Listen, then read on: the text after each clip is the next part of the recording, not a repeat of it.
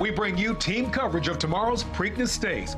A look at the competition as the favorite hopes to continue its Triple Crown run. Outside the track, police are beefing up security. Their plan to keep everyone safe as thousands flock to the city.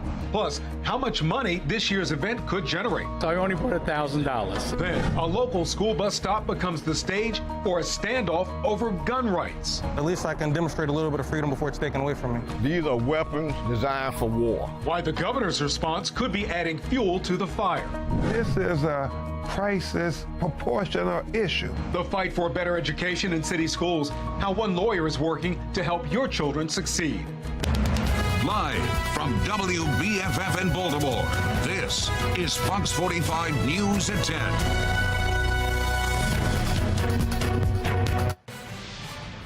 We begin with breaking news tonight. Baltimore police say a 19-year-old is fighting for his life, one of two people wounded in a double shooting. This happened along East Street in southeast Baltimore. City police tell Fox 45 News the young man's injuries are so bad, homicide detectives have been alerted. The status of the other wounded person isn't known at this time. Police have no suspect information, but if they receive it, we'll pass that along to you. Good evening, I'm Kai Jackson. Well, all eyes are on the Preakness Stakes less than 24 hours away. And with the race, there's a chance for Baltimore to showcase the city as people from across the country come in town. Our team is tracking everything you need to know about tomorrow's big event, from the stables to the skies. We begin with Keith Daniels live at Pimlico with how police are getting ready for this big event. And Keith, you just heard from City Police? Well, Kai, that's right. Now, in fact, we're standing outside of the Pimlico racetrack. It's behind me. You may be able to see the lights over my shoulder there. Now, police are telling us what we can expect to see regarding security here at the racetrack and around the community. And tonight, what that means for one family. At the corner of Hayward Avenue and Winter Avenue, Danielle and her mother, Irena, have food on the grill, smoked and ready for sale. Their location on the block, prime for Preakness. We the last ones they see going in, and the first ones they see coming out. So that makes for good business. So does safety. The Preakness is the city's Super Bowl, the second jewel of the Triple Crown every year in Baltimore. A chance to showcase the city. That's why ensuring security measures are in place at Pimlico Racetrack and the area around the venue are of the utmost importance. Oh, yeah, they beef up the security and everything when it comes down to the Preakness. Pimlico Racetrack, a neighbor in the Park Heights community, an area that's historically struggled with crime.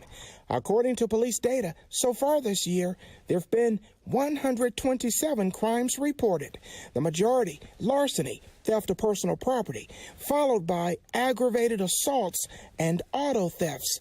Also, 4 shootings. Residents like Danielle and her mother weigh in on the city's crime crisis. The illegal guns, they have to get rid of those as well.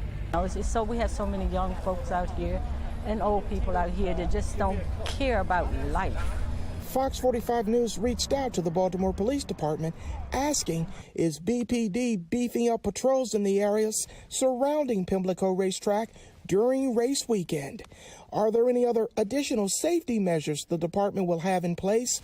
And how will BPD ensure the safety of residents and those visiting Baltimore? Questions about safety when so many will be watching.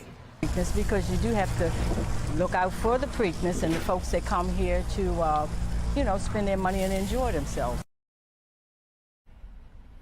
Well, we are back here live, peeking over the fence into the racetrack area. Now, a police spokesperson did respond to our questions. She says there will be an increase in patrol here in the racetrack area. That includes officers specifically assigned to foot patrol.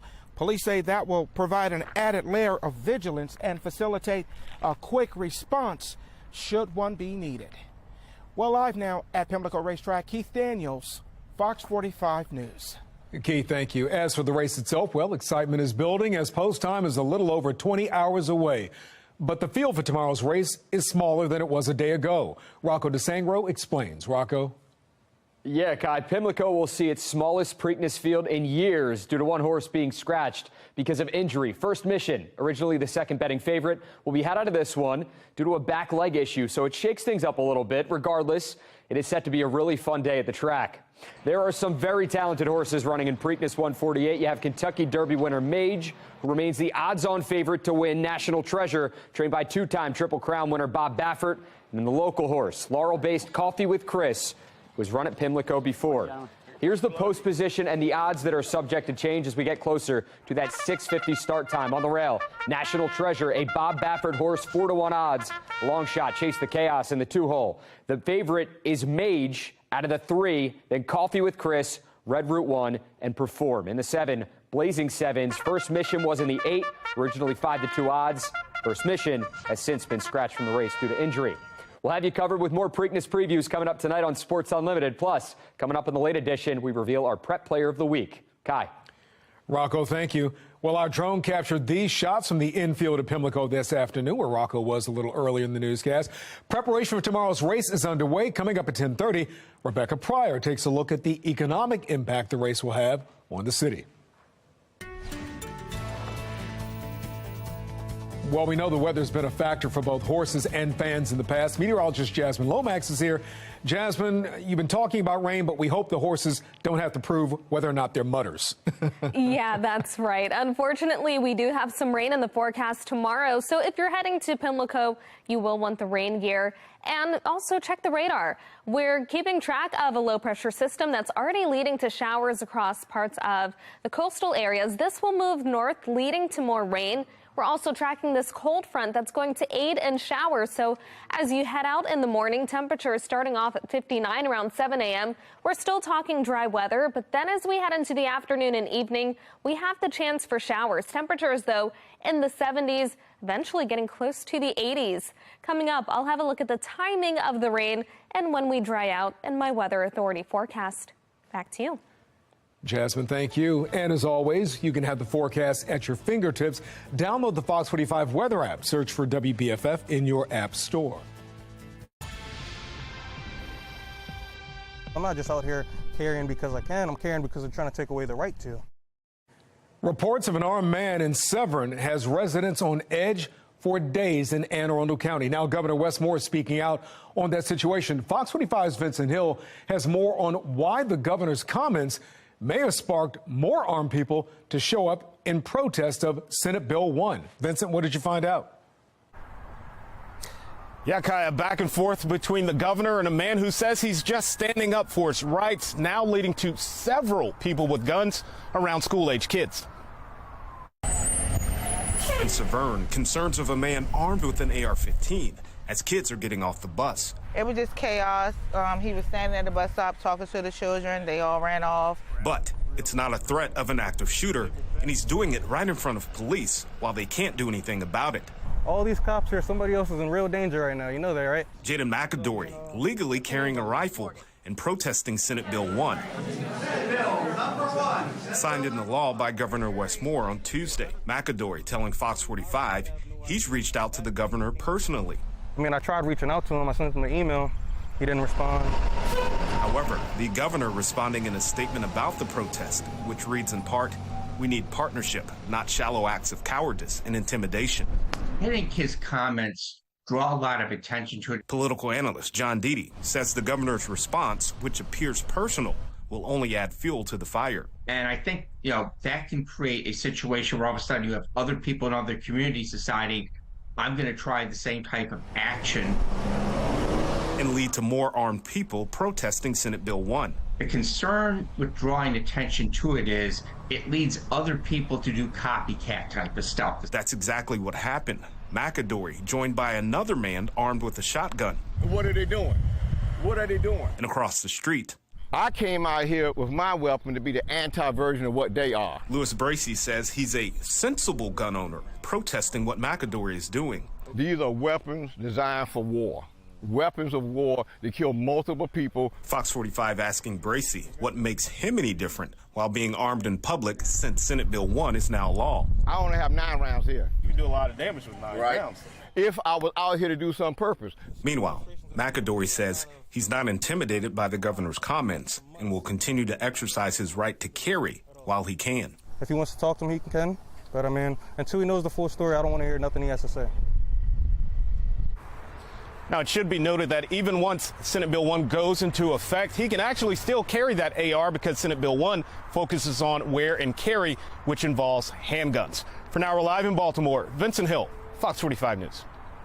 Vincent, thank you. While you no longer need to submit a reason to obtain a wear and carry license in Maryland following a Supreme Court decision, the process of obtaining one is still pretty comprehensive. It includes registering online with the state. All of this comes from Vincent. He says you also have to submit fingerprints, go through 16 hours of training with state police or a qualified handgun instructor. It's 8 additional hours for renewal. After that, you also need to provide a passport-style photograph. And then there's the fee, $75 for new applicants, $50 for renewal or subsequent licenses. Well, one of the biggest criticism of Senate Bill 1 is that it doesn't apply to anyone who gains access to their guns illegally. While legal gun owners have to jump through several hoops and pay hundreds of dollars, illegal guns are often obtained for next to nothing. Law enforcement analyst Melissa Pinkleton says the majority of guns used in crimes were obtained within minutes. They're stealing them from vehicles. They're stealing them from stores, smash and grabs. They are committing crimes with guns that are acquired in an illegal manner to begin with. And it's a huge, huge problem. Well, that brings us to our question of the day. Do you believe Senate Bill 1 will have an impact on crime? So far, 92% of those who voted say no. You can make your voice heard by going to voxbaltimore.com/vote.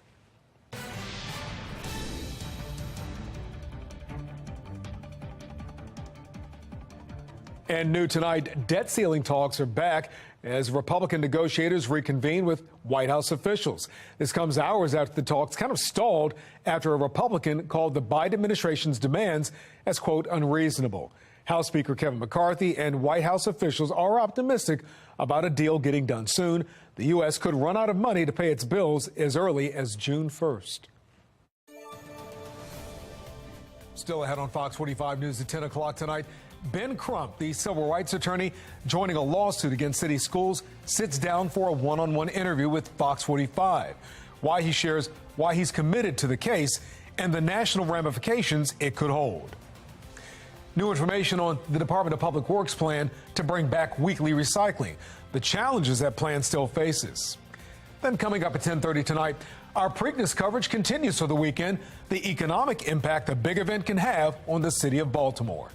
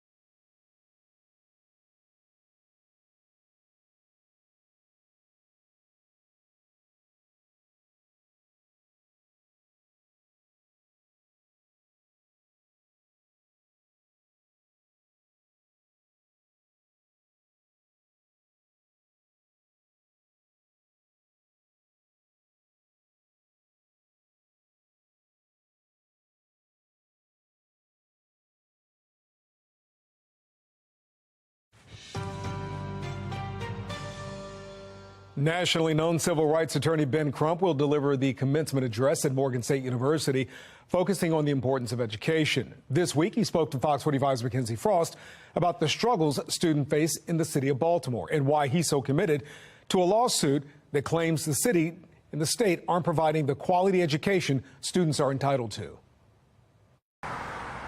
Before taking the stage at Morgan State University Saturday, I'm very excited to deliver the commencement and try to inspire the young people to go out and make the world a better place. Civil rights attorney Ben Crump says an education can be the ticket to success. How important is it for people to realize the value of that college education? Education is the passport to the future. And when you're denied a quality education, then your future is extremely limited. But right now in Baltimore City, that's not reality for every student. Fox 45's Project Baltimore uncovering 23 schools with 0 students who were tested proficient in math. That news coming after ghost students were highlighted by Project Baltimore and grade changing taking place. Those failures sparking this. Could not afford to stand on the sideline. A lawsuit filed against the city for the failing education system on behalf of taxpayers. We owe our children at least the basic quality education so they can have an opportunity at the American promise of life and liberty and the pursuit of happiness. But without a quality education, their future is so bleak from day one. Is that why you joined the lawsuit in Baltimore City against the school system for a failing system? I did, because we put all politics aside, we put all special interests aside, and we tried to focus on the children to say, let's make this about these young people and giving them the opportunity to be all they can be. Without a quality education in American society today, you are a target for the school to prison pipeline. You're already in prison. They just have not closed the prison cell door yet. And that's why we have to give our children an education so they won't get caught up in prison. Is that happening in Baltimore City? Well, I want to believe that the lawsuit is making everybody pay attention. So far, most city leaders are not paying attention to the lawsuit, chalking up many of the failures facing students in the classroom now as a result from the pandemic. It doesn't seem like it's rising to the level of urgency that perhaps it should be. Yeah, and that's what we have to continue to do, to use whatever platforms we have, whatever influence, to remind them that our children's education is a crisis issue. Every day that we don't treat it like a crisis, we lose dozens and dozens of other children. More kids lost in a system plagued with problems as students cycle through the door year after year. In Baltimore, Mackenzie Frost, Fox 45 News. On Sunday, hear more from Mackenzie's interview with Ben Crump about why he believes this Baltimore lawsuit could spark change in education nationwide. In Baltimore County, new school superintendent Dr. Miriam Yarbrough is promising stronger academic performance as she takes over. I was here as a first-year teacher, and I remember when Baltimore County Public Schools, we were at the top of the state. It is my intention to work together with you, the community, our staff, all stakeholders, and our students, first and foremost, to get back to the top of the state and the nation.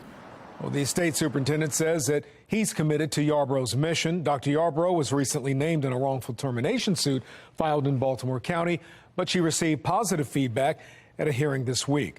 Dr. Yarbrough's contract begins July 1st. There was a chemical leak this morning in South Baltimore, according to tweets from Councilwoman Felicia Porter. Around 7 a.m., the Maryland Department of Environment emergency team responded to a nitric acid leak from a vacuum truck in Curtis Bay. Now, that truck spilled between 50 and 75 gallons of acid, we understand. Councilwoman Porter says the chemicals were collected and are being treated. This week, the Baltimore Department of Public Works submitted its 10-year solid waste management plan. That plan assesses current waste collection capacity and what those needs may look like over the next decade. DPW is targeting 2 areas for waste reduction. They want less food waste and more of that waste to go through composting. Well, DPW also supports legislation banning recyclable materials from regular trash collection. The plan is set to go into place January 2024. The city also acknowledges staffing shortages at DPW and is trying to return to weekly recycling pickup. Well, this comes as the Department of Public Works is facing a pair of lawsuits over its biweekly recycling pickup. Plaintiffs argue the current collection system is a violation of the city code since they're paying taxes as if weekly pickup was still occurring. DPW Director Jason Mitchell is set to leave in June. Mayor Brandon Scott hasn't named a replacement at this time. Baltimore City is also facing backlash from the EPA over the city's samples of its reservoirs, and this comes following the response to last year's E. coli contamination in Baltimore. One of the NFL's all-time greats has passed away. The tribute to Hall of Famer Jim Brown from longtime Ravens executive Ozzie Newsome, who also starred with the Browns. And the accused Pentagon leaker is back in court. A request from Jack Teixeira that the judge denied. After a gorgeous start to the weekend, we have our next weather maker coming tomorrow. And unfortunately, that system does bring the chance of rain.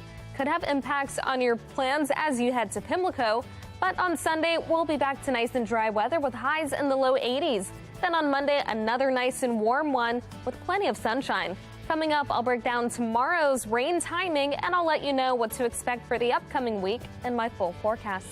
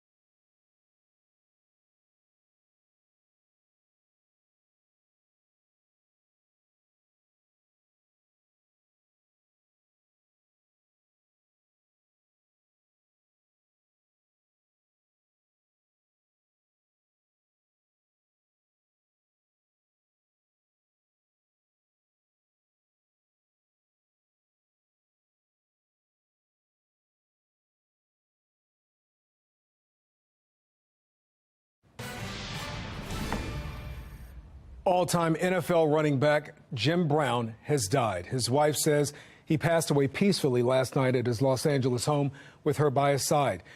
As a great running back, he led the Cleveland Browns to their last NFL title before he retired in his prime in 1966 to get into acting.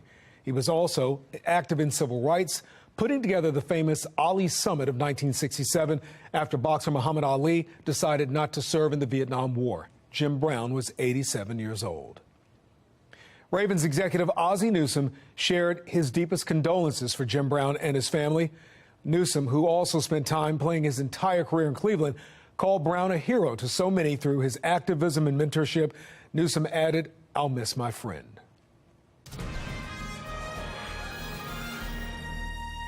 Let's take a look right now at the Fox box. On the top left, South Carolina Senator Tim Scott is now a 2024 presidential candidate. The Senate's only black Republican filed paperwork today and will hold his first event Monday in his hometown of North Charleston. He intends to run as an optimistic candidate. On the top right, no bail for the Air National Guardsman accused of leaking Pentagon secrets on social media. Jack Teixeira, who's 21, will not be allowed to stay with his family. He has not entered a plea at this time. On the bottom left, NASA selects Jeff Bezos' Blue Origin to help land astronauts on the moon for the Artemis 5 mission. SpaceX will help with earlier missions. Artemis 5 won't launch until 2029. On the bottom right, a former school counselor is suing the South Madison Community School Corporation in Indiana, where she was fired last year. She believes it's because she spoke out on a district policy allowing students to request alternate names and pronouns. In the past, we would call the parents to get permission and then forward that information to the teachers. But the new plan doesn't require us to get any kind of parental permission. I just firmly believe that, kids are most productive in every part of their life when they're working together with the parents. Under the district's policy, students can share whether or not their parents are supportive of their gender identity. Sinclair Broadcast Group has asked the district for comment on the lawsuit, but so far has not heard back. That brings us to our question of the day. Do you think government employees should be mandated to show their preferred pronouns? Polls just opened. Head to foxbaltimore.com/vote and click on the Polls tab to weigh in. Coming up at 10:30, it's almost time for the Preakness Stakes. A second jewel of the Triple Crown on the line from Mage. Why the race could be even more valuable for Baltimore City. And 6 people arrested, including 4 juveniles, after police in a local county identified a pair of stolen vehicles. You won't believe what happened when a guardian came to pick them up.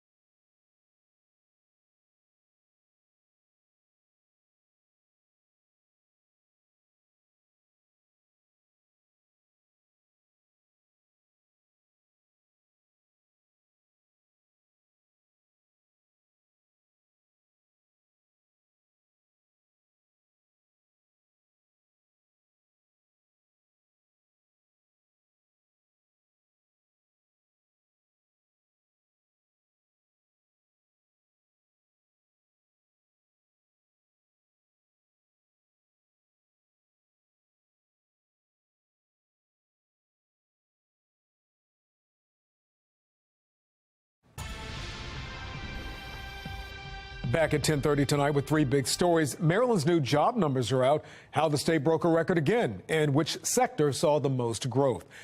The 148th running of the Preakness Stakes almost here, and so are the bets. A handicapper's advice on how to wager if you're throwing money down on tomorrow's race. And the race is expected to draw tens of thousands of people to Pimlico, which comes with a big boost for Baltimore's economy. And let's begin there. The Preakness Stakes is always one of the biggest weekends for Baltimore's economy every year. Fox 45's Rebecca Pryor joins us live at the Inner Harbor with just how much money the city is expected to benefit from that tourism uptick. Rebecca? Yeah, Kai, Preakness is more than just a treasured tradition. It's also a massive moneymaker for the city. From our restaurants to our hotels, thousands of people will be spending millions of dollars in Baltimore this weekend. Take 20 on 7 to win. Between the experienced high-stakes gamblers. I have a friend that gives me what he thinks, and he's doing very well today. Let's get a winner here. To those just playing it safe. I only spent about $60 today. I don't bet much money. The rash of racing fans descending on Pimlico this weekend has local economists betting the Baltimore region will bank close to $50 million this weekend. This is our Super Bowl every year. Adding to the excitement and likely upping spending. Winner, chicken dinner here. 14-time Grammy Award winner Bruno Mars set to take the stage at Preakness Live, as well as Triple Crown hopeful Mage, seen in his stall this afternoon, prepped and ready to take on the track. And we have the Kentucky Derby winner racing in this race, so that adds to the intrigue. I think we're going to have a great day. Craig Frevel, the executive vice chairman of First Racing and Gaming, saying ticket sales are way up compared to turnout during COVID. Back in 2020, no fans were allowed on the grounds, and in 2021, the absence of infield festivities, capping attendance to just 10,000 people. Finally, in 2022, a slight rebound with 42,000 people back at Pimlico. As for this year, no hard numbers yet, but we do know organizers seem satisfied. We're really happy with our ticket sales compared to last year. We're running a little bit up on those. Still, nowhere near the 130,000 fans drawn in during pre-pandemic years, many blaming the slow recovery on a lack of investment in Pimlico's aging infrastructure. It's now been 3 years since state lawmakers approving $375 million for facility upgrades meant to keep the Preakness in Baltimore. The vice president of the Maryland Stadium Authority previously promising to break ground on construction in the coming months. I'd say late summer of 23 and completed by Preakness 26. But now a report sent to lawmakers earlier this year revealing that's no longer the case. The Stadium Authority writing, quote, "This timetable is no longer realistic." Fravel blaming pandemic-related supply chain issues and inflation on the delays. Since then, we've had COVID. Since the law was adopted, we've had a situation where interest rates have practically tripled, which affects the amount of bond financing available. The prolonged pause on redevelopment sending a pivotal jewel in horse racing's history running towards an uncertain future. I actually can't give you a timeline. There's a lot of work to be done. I wish they would make up their mind what they're going to do and get it done. And putting the annual boost to Baltimore's economy on the line. Pimlico needs a makeover. Fox 45 has also sent multiple interview requests to the Maryland Stadium Authority asking to discuss their redevelopment project's progress, but all of those requests have been denied. Reporting live in Baltimore City, Rebecca Pryor, Fox 45 News. Thank you, Rebecca. Black-Eyed Susan is in the books. Our drone captured these images from above the infield today as preparations for tomorrow's race are in full swing. Rocco DeSangro has the results of today's race and a look ahead to tomorrow's lineup coming up on Sports Unlimited. You know, we'd like to see how you're celebrating the Preakness Stakes this weekend. Diane Hacker shared this photo of her all dressed up, complete with the horse ribbon hanging from the lamppost. Nice dress, Diane, and we love the hat as well. And Angela Vermillion made it out to Pimlico as well with two of her friends in matching outfits, getting ready to soak up all the action. You guys look dynamite. Hope you had a ball. And Jim Board got a close-up and personal look with some of the horses today. Look at the track in pristine condition here at Pimlico. Be sure to keep sending us your photos and videos through the Chime In app and at WBFF app as well. You might see them on TV or at least online. Well, before the horse races around the track tomorrow, gamblers will be racing on the betting kiosk to place their wagers. Be More lifestyle host Mark Clark spoke to a handicapper about where that smart money should go. So we have the expert handicapper here. Naomi's here to help us out Now, I mean, I know we have a Kentucky Derby winner with us, but for those of us who've never placed a bet, what should we do? And then give us all the information we need to know. Right, I'm going to tell you everything. In 10 seconds, go. Oh, okay. Well, first bet. It's an app. You can download it on your phone. That means you can bet from anywhere, from your couch, from whatever party you're watching the Preakness at. Super easy. Download it, put some money on there. I'd say put $20 on there, right? And then place 2 bets of $10, maybe on horses you like, to win. I'd say perhaps back the Kentucky Derby winner, who's here, Mage, who significantly improved. Yeah, he's here and he's looking great. It's such a strong winner of the Kentucky Derby. Just continues to increase his potential, continues to develop, and it's such a cool horse to watch as well. Awesome. But look, there are a couple of other horses that, of course, are of interest, including a local runner. Now, we love the Maryland breds and the Maryland runners. Coffee with Chris, here for John Salzman Jr. We haven't seen a Maryland bred win the Preakness since 1983, deputed testimony. So how cool would it be to have that local horse jump up and get into the winner's enclosure tomorrow? Well, look, I like that local angle. I like that a lot. Around the state, 3 stolen vehicles were recovered in Charles County, all by happenstance. Here's what happened. The sheriff's office says 2 vehicles have been reported stolen, were spotted in a parking lot. When they tried to make a traffic stop, the car sped off to a park and ride where the suspects bailed but were eventually caught. Police say Deshaun Whitaker, Vincent Alston, and 4 juveniles were arrested. A guardian and 2 other adults came to pick up the juveniles who were going to be released, but did so in what police say appeared to be a 3rd stolen car. Eventually, that car was recovered after nearly hitting an officer, and these 3 were then taken into custody. An off-duty police officer in Anne Arundel County has been suspended without pay following a traffic stop in Berlin, Maryland. Police say Corporal M. Dameron was charged with driving while impaired along Route 90. Dameron is a 4-year veteran of Anne Arundel County Police. The Office of Professional Standards is investigating the case. 2 people have been arrested in connection with the deadly road rage shooting early this month on Maryland Highway 702. That's in Essex and Baltimore County. Police say the victim, 29-year-old Shalia Hendricks, was shot before she lost control of her vehicle. Cell phone data led authorities to 29-year-old Rylan Harris and 28-year-old Darashay Gross. Both are charged with first-degree murder. Investigators say the suspects were trailing the victim before the shooting. The Maryland Department of Natural Resources says the number of blue crabs in the Chesapeake Bay has gone up. According to a survey, the population has gone from 227 million crabs last year to 323 million this year. There are going to be a lot of crabs in the bay this year, more than we've had in the past few years, and people should take advantage of that. You know, I know a lot of people enjoy crab feasts with their families and friends, and crabs will be available. DNR says one of the concerns is the current population of juvenile crabs, which they say they're closely monitoring. The Blue Crab Winter Dredge Survey has been conducted since 1990. In tonight's Maryland Moment, a prom unlike any other. It's put on by 8th graders for local senior citizens living with Alzheimer's and dementia. Fox 45 photojournalist Morgan Bravado takes you to the dance. Hi. Alzheimer's and dementia can be a very isolating disease, and we want people to know they're not alone. We want to give them the opportunity to interact with some people, to make some connections, and have a little fun. We are having a prom for senior citizens.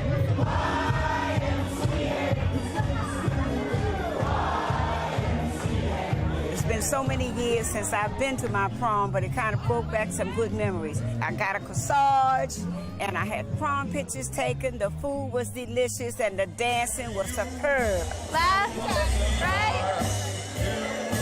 My favorite part was seeing all of my senior new friends dancing and singing and talking with each other. Some of them might not have had this opportunity when they were in school. For many of them, whether they have Alzheimer's or memory issues or have just been on their own a lot in the last few years, being social and even engaging in a single conversation is very special. Okay, Miss Darlene! And we thought, the pandemic is almost behind us. Let's try to bring everybody together, not just senior citizens, but also the younger generation. Oatmeal raisin.